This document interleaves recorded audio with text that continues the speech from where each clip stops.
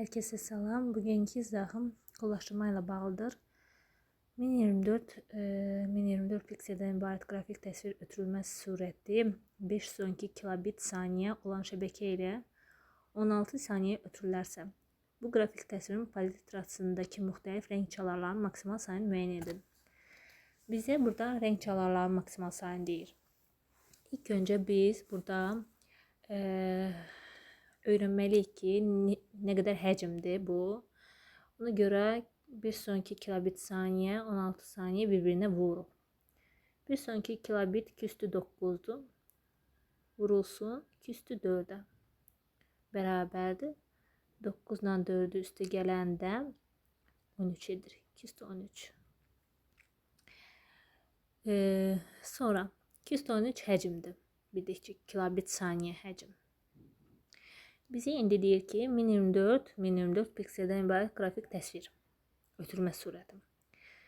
Və bunun üzərinə biz rəng çalarlarını öyrənirik. 2/13'dürsə, biz 2/10, 1024 2/10'dur. Vursun 2/10'a. Vursun i'yə.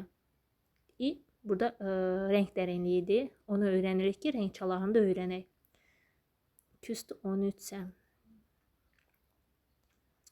2/13 kilobitdir deyə 2/10'a vururuq. Çünki burada artıq bizə verilib bitir.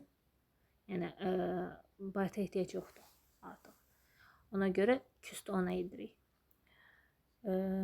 I bərabərdir 2/23 bölünsün 2/20'yə.